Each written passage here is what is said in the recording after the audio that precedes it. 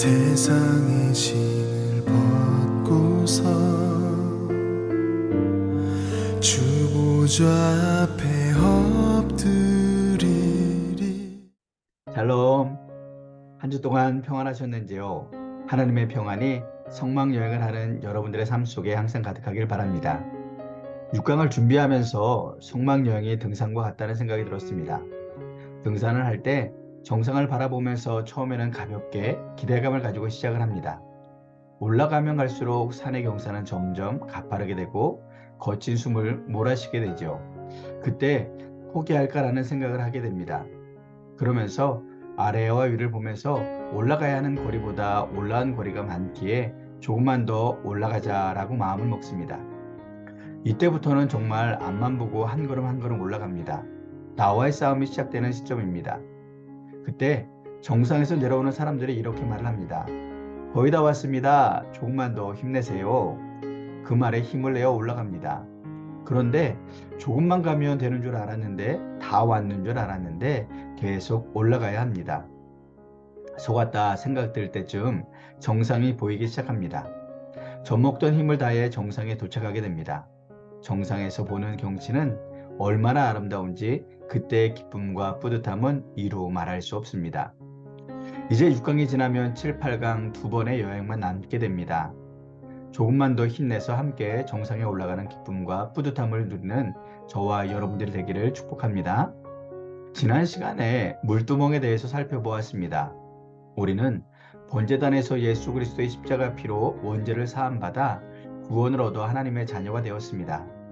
하나님의 자녀로서 이 세상에서 하나님의 말씀대로 살아가려고 몸부림을 쳐보지만 우리의 연약함으로 죄를 짓게 됩니다.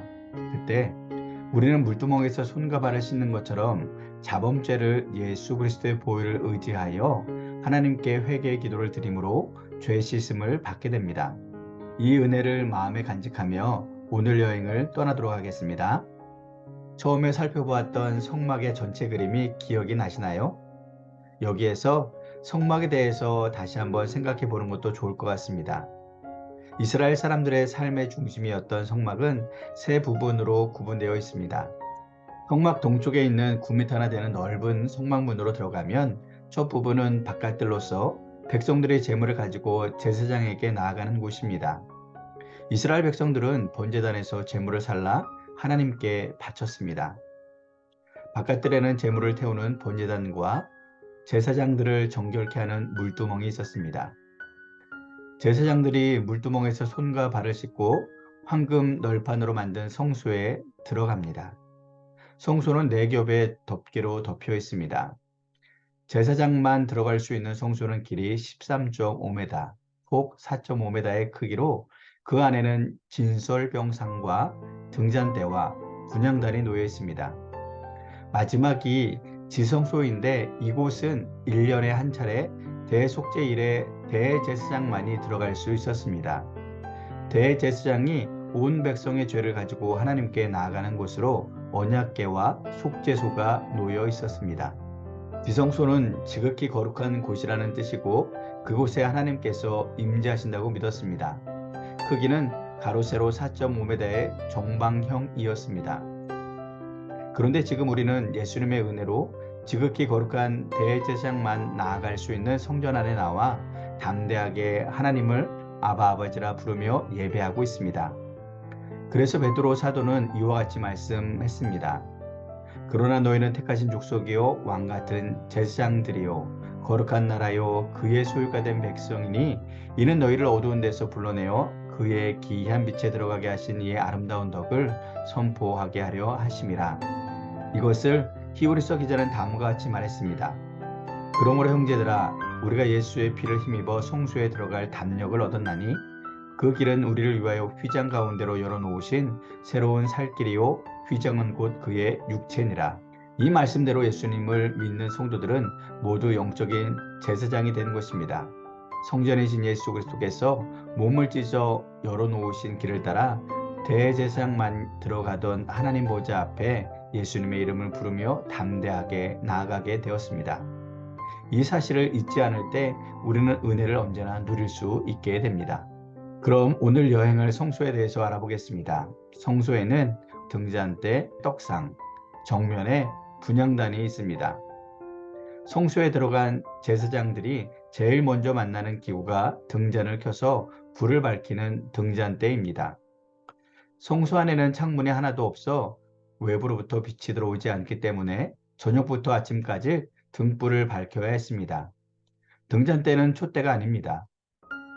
초를 꽂는 것이 아니라 순수한 감람기름을 태우는 것입니다. 제사장들이 이 등잔대의 빛 아래서 진설병을 먹으며 교제하였습니다. 만약 등잔대가 없으면 성소 안은 칠흑 같은 어둠만 존재할 것입니다. 성소 내부는 모두 널판에 금을 입혔기 때문에 순금 등잔대에 불을 밝히면 성소 안은 찬란하고 아름답게 빛났습니다. 하나님은 이 등잔대를 다음과 같이 만들라고 하셨습니다.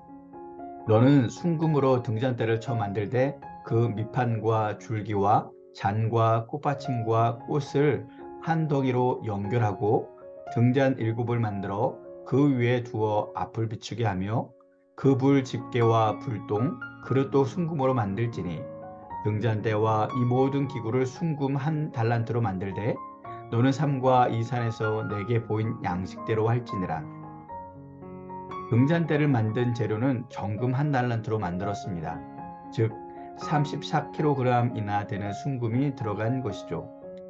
밖에서 볼 때는 바다짐승 가죽에 덮여 얼룩덜룩하고 아무 흠모할 것이 없는 성소였지만 안은 찬란히 빛나고 있었습니다.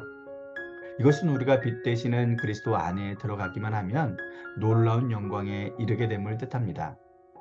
등잔대의 영적 의미는 빛으로 오신 예수님입니다. 아담의 범죄 이후 인류의 등불은 꺼졌습니다. 그래서 다윗은 이렇게 기원했습니다. 주께서 나의 등불을 켜시며 여호와 내 하나님이 내 흑암을 밝히시리이다. 예수님은 사람의 몸을 입고 이 땅에 오셔서 하늘과 땅 사이에 참빛이 되셔서 생명의 빛을 밝히시고 그를 구주로 영접하는 모든 사람에게 빛을 비추어 눈을 뜨게 하셨습니다. 참빛 곧 세상에 와서 각 사람에게 비추는 빛이 있었나니. 요한복음 1장 9절은 이렇게 우리에게 말씀하고 있습니다. 그로 인하여 소경같이 어두워졌던 우리의 눈이 열리고 하나님을 알고 천국을 볼 수 있는 영안을 열어주신 것입니다. 그러나 세상에는 예수님이 참 빛이신 줄 모르고 살아가는 사람들이 많이 있습니다. 그래서 주님은 눈이 있으나 보지 못하는 수많은 사람들의 눈을 열어주시려고 이 땅에 오셨습니다. 그 눈을 뜨게 하여 어둠에서 빛으로 사탄의 권세에서 하나님께로 돌아오게 하고 죄사함과 나를 믿어 거룩하게 된 무리 가운데서 기업을 얻게 하리라 하더이다. 빛에는 두 가지 종류의 빛이 있습니다. 태양과 같이 스스로 빛을 발하는 발광체와 달처럼 햇빛을 받아 반사시키는 반사체입니다. 예수님은 발광체이시고 우리는 반사체입니다. 우리는 스스로 빛을 발할 수 없는 존재입니다.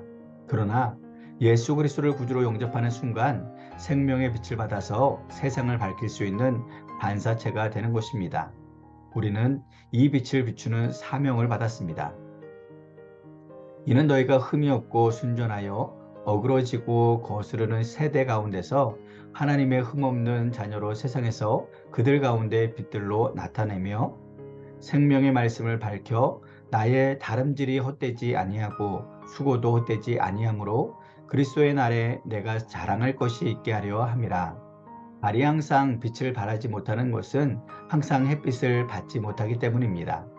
마찬가지로 우리가 항상 세상 사람들에게 빛을 비추지 못하는 까닭은 항상 예수 그리스도를 바라보지 못하기 때문입니다. 성소의 등잔대에 불이 항상 타오르기 위해 끊임없이 감람유를 공급했습니다. 성도들도 항상 빛을 비추기 위해서는 참빛이 되는 예수 그리스도께서 보내주시는 성령을 받아야 합니다. 우리는 항상 성령 충만을 받아야 합니다. 성령의 기름 부으심이 넘칠 때 어두움의 생활을 벗어나 빛된 생활을 할 수 있는 것입니다. 우리들은 잠시라도 주님의 빛을 받지 않으면 어두움으로 돌아갈 수밖에 없습니다. 밤을 낮같이 환하게 밝히는 전등도 발전소에서 전기를 끊는 순간 어두움이 되는 이치와 같습니다. 그러므로 항상 생명의 빛으로 이 세상에 오신 주님을 따라가야 합니다. 그래서 요한복음 8장 12절은 이렇게 말씀하고 있습니다. 예수께서 또 말씀하여 이르시되 나는 세상의 빛이니 나를 따르는 자는 어둠에 다니지 아니하고 생명의 빛을 얻으리라. 아멘. 등잔 대의 모양을 자세히 살펴보면 원줄기 하나의 양쪽으로 3가지씩 6개의 가지가 붙어 있는 형상입니다. 6은 인간의 숫자요, 7은 완전수입니다. 이스라엘 사람들의 숫자에 대해서 이렇게 이해하였습니다. 성도들은 원줄기 되시는 그리스도와 연합할 때 비로소 완전해지는 것입니다. 원줄기에는 살갗꽃 형상의 잔 4개를 만들고 꽃받침과 꽃을 만들었습니다. 그리고 양쪽에 있는 3개의 가지마다 살갗꽃 형상의 잔을 3개를 만들고 꽃받침과 꽃을 만들었습니다. 예수님으로 상징되는 등잔대의 가운데 줄기에 기름을 부으면 자연히 6가지로 흘러 들어가도록 만든 것이죠. 그런데 여기에는 2가지 조건이 있습니다. 하나는 가지가 줄기에 붙어 있어야 한다는 것이고 또 하나는 가지가 깨끗해야 한다는 것입니다. 요한복음 15장 1절에서부터 5절의 포도나무의 비유가 생각이 납니다. 나는 참 포도나무요 내 아버지는 농부라. 물은 4개에 붙어 있어 열매를 맺지 아니하는 가지는 아버지께서 그것을 제거해 버리시고 물은 열매를 맺는 가지는 더 열매를 맺게 하려 하여 그것을 깨끗하게 하시느니라. 너희는 내가 일러준 말로 이미 깨끗하여졌으니 내 안에 거하라. 나도 너희 안에 거하리라. 가지가 포도나무에 붙어 있지 아니하면 스스로 열매를 맺을 수 없음 같이 너희도 내 안에 있지 아니하면 그러하리라. 나는 포도나무요 너희는 가지라.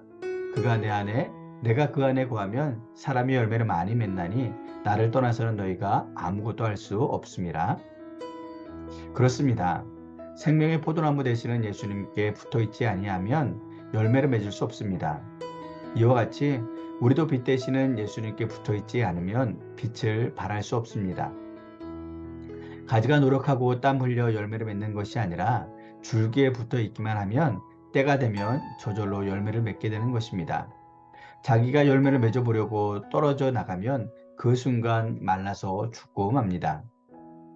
교회 생활을 하기가 쉽지 않지만 오래도록 붙어 있기만 하면 안수집사도 되고 권사도 되고 장로도 됩니다. 자기도 모르는 사이에 성격이 고쳐지고 습관이 달라지고 술도 끊고 담배도 끊고 도박도 끊고 요즘 예전보다 외도하는 사람들이 많아졌다고 하는데 외도하던 것도 끊게 됩니다. 자신도 모르게 사랑, 희락, 화평, 인내, 자비, 양선, 충성, 온유, 절제와 같은 성령의 열매를 맺게 됩니다. 막혔던 담이 허물어지고 사방에서 평강을 누리며 사철 봄바람 부는 가정이 됩니다. 성도가 된 사람들은 무엇을 하는가도 중요하지만 그러나 더 중요한 것은 주님과의 연합이 얼마나 공고한가가 더 중요합니다. 원줄기 되시는 주님과 공교한 연합을 이루어야만 기름이 공급되어 불을 밝힐 수 있습니다. 주님과 연합을 이루어야 성령의 열매를 맺을 수 있습니다. 주님과 한 몸이 될 때 극산품의 포도 열매를 맺을 수 있습니다. 우리가 맺는 열매는 예수님이 원하시는 열매, 예수님의 향기가 진하게 풍기는 열매여야 합니다. 등잔대는 살굿꽃 형상으로 만들어졌습니다. 살굿꽃은 이스라엘의 꽃 중에 가장 먼저 피고 먼저 익는 열매입니다. 우리에게 첫 열매는 그리스도에 있습니다. 우리는 첫 열매 되시는 예수님을 닮아야 합니다. 우리의 모든 목표는 예수님을 닮는 것입니다. 이것은 예수님과 연합할 때 일어나는 일입니다.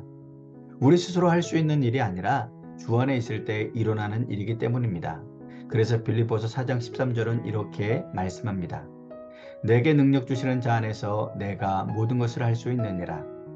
정금 등잔대의 원줄기와 6가지는 언제나 성소를 밝혔습니다. 우리들은 비록 스스로 세상을 밝힐 수 없지만 주님의 빛을 받아 세상을 비칠 수 있습니다. 우리는 스스로 열매를 맺을 수 없지만 원줄기 되시는 예수님께 붙어 있기만 하면 많은 열매를 맺을 수 있습니다. 내게는 능력이 없지만 내게 능력 주시는 주님이 계시고 나는 그 안에 있기 때문에 나는 능력을 행하는 자가 될 수 있습니다. 빛을 발할 수 있는 것입니다. 아멘입니다. 정금 1달란트로 만든 등잔대는 쳐서 만들었습니다. 다른 성물은 내부에 조각물을 넣어서 만들었지만 등잔대는 전체가 한 덩어리의 황금으로 만들어졌습니다. 34kg 한 달란트의 금을 얼마나 두드리고 쳐야 아름다운 등대가 되겠습니까? 잔을 만들고 꽃을 만들고 꽃받침을 만들기 위해 수도 없이 두드리고 방망이로 쳤을 것입니다. 이런 고난에는 우리를 아름답게 만드시는 하나님의 섭리가 있습니다. 하나님이 택하신 자녀들에게 고난을 주시는 것은 본심이 아니라고 예레미야가 3장 33절은 말씀합니다. 주께서 인생으로 고생하게 하시며 근심하게 하심은 본심이 아니시로다. 우리는 고난을 통해 복을 주시고 깨달아 지혜자가 되게 하시고 정금과 같이 빛나게 하시려는 하나님의 목적이 있음을 깨달아야 합니다. 아무리 좋은 정금이라도 계속 때리고 쳐서 아름다운 등잔대의 모양이 나오지 않으면 성소에 사용될 성물이 될 수 없습니다. 성물은 하루아침에 되는 것이 아닙니다.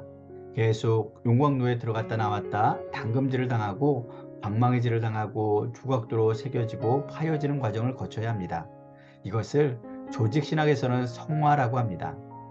우리가 이런 시련의 과정을 겪지 않는다면 인간의 교만, 부패, 가증함, 연약함이 그대로 남아있을 것입니다. 예수님께서도 우리를 구원하시기 위해 로마 군병들에게 얼마나 큰 고통의 채찍질과 망치질을 당하셨습니까? 살구꽃은 히브리인들에게 부활과 희망을 의미합니다. 우리의 구원을 이루기 위해 수없이 망치를 당하신 그리스도의 고난을 생각한다면 우리 앞에 당한 고난을 능히 참을 수 있을 것입니다. 그러므로 우리는 고난 앞에서 지혜롭고 성숙한 기도를 드려야 합니다. 지금 내가 당하고 있는 고난을 통해 참된 그리스도의 인격을 담게 하시고 그리스도의 형상을 담게 해달라고 간구해야 합니다. 이렇게 할 때 우리는 마침내 정금처럼 빛나고 환하게 빛을 비추는 등잔대가 될 것입니다. 욥은 이렇게 고백했습니다. 그러나 내가 가는 길을 그가 아시나니 그가 나를 단련하신 후에는 내가 순금같이 되어 나오리라. 우리는 천국에 들어가기까지 많은 환난을 겪을 것입니다. 그러나 우리의 삶이 예수님을 닮고 빛을 발하고 향기를 풍기고 고난과 연단을 기쁨으로 감수한다면 하나님이 보실 때 아름다운 등잔대로 봐주실 것입니다. 로마서는 생각하건대 현재의 고난은 장차 우리에게 나타날 영광과 비교할 수 없도다 라고 격려하며 소망을 주고 있습니다. 고난이 있습니까? 정금 등잔대를 만드시는 주님을 기억하십시오. 연단이 있습니까? 인격을 다듬으시는 중입니다. 그리고 이 고난 가운데 하나님이 함께 아파하시며 지켜주시고 보호해주고 계심을 기억하시기 바랍니다. 성소의 등잔대 맞은편에는 진설병상이 놓여 있습니다. 진설병상은 아카시아 나무와 비슷한 시띠나무로 만들었으며 길이는 90cm, 넓이는 45cm, 높이는 67.5cm 정도의 크기이며 그 위에는 항상 12덩어리의 떡이 놓여 있습니다. 12은 이스라엘의 12지파를 상징합니다.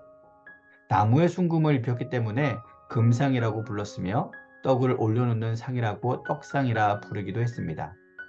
이 상 위에 올려놓은 떡의 이름을 진설병이라고 불렀습니다.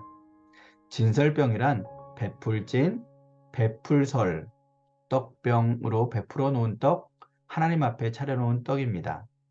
진설병은 좋은 밀가루로 만들어 구운 것으로 매 안식일에 새 것으로 갈아 놓았습니다. 진설병은 누룩과 꿀은 전혀 넣지 않고 반드시 기름과 소금을 넣어 만들었습니다. 이 떡은 제사장들만이 먹을 수 있었습니다. 진설병은 하나님께서 잡수시도록 하나님 앞에 차려놓은 떡입니다. 이는 우리 모두가 하나님께 받으실 만한 떡, 곧 헌신의 제물이 되어야 함을 의미합니다. 어떻게 해야 진설병 신자가 될 수 있을까요? 진설병이 되려면 완전히 부서져야 합니다. 진설병은 무엇으로 만들까요? 고운 가루로 만듭니다. 고운 가루란 완전히 부서져서 더 부서질 것이 없는 상태를 뜻합니다. 또 진설병은 밀로 만듭니다. 요한복음 14장 24절의 말씀입니다. 내가 진실로 진실로 너희에게 이르노니 한 알의 밀이 땅에 떨어져 죽지 아니하면 한 알 그대로 있고 죽으면 많은 열매를 맺느니라. 태초에 땅에 떨어져 희생하신 밀알은 예수님이십니다. 우리들은 예수님의 희생 덕분에 태어난 밀알들입니다. 예수님 덕분에 밀알이 되었으나 떡이 되기 위해서는 가루가 되는 과정이 아직 남아 있습니다. 가루를 내기 위해서는 맷돌이 필요합니다. 맷돌은 신구약 말씀을 의미합니다.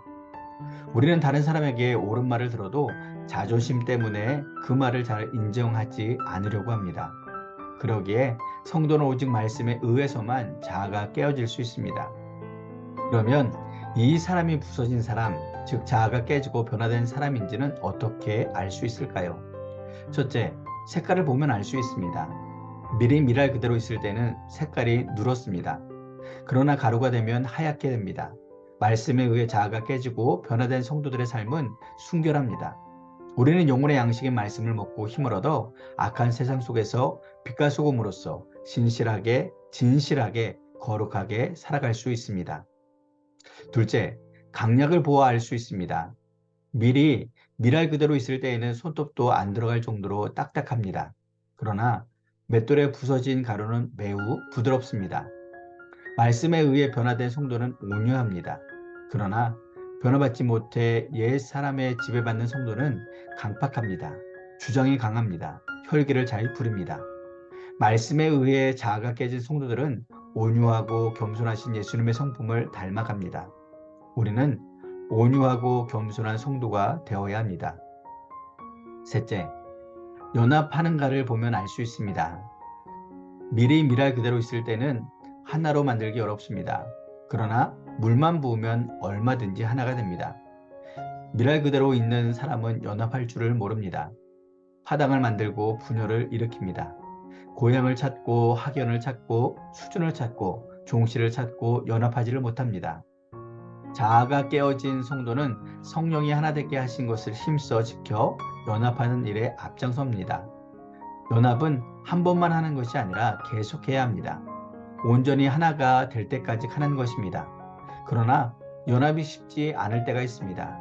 연합 중인데도 자존심, 욕심, 교만, 불평, 불만 등으로 틈이 생겨 마음이 바뀔 때가 있습니다. 우리는 그 분리되려는 마음을 하나님께 드림으로 변화를 받아 다시 하나가 될 수 있도록 기도의 줄을 붙들어야 합니다. 그래서 연합하는 사람은 기도하는 사람이 되어야 합니다. 기도하는 사람을 하나님께서는 사용하십니다. 넷째, 교회 중심으로 사는가를 보면 알 수 있습니다. 맷돌질을 해본 사람들은 알겠지만 가루는 옆에 쌓이고 깨어지지 않은 밀알은 맷돌에서 멀리 떨어집니다.